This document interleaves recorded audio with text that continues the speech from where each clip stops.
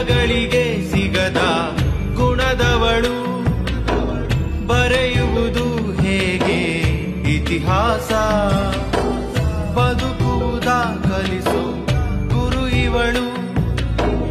ನರಳುವಳು ಹೇಗೋ ನವಮಾಸ,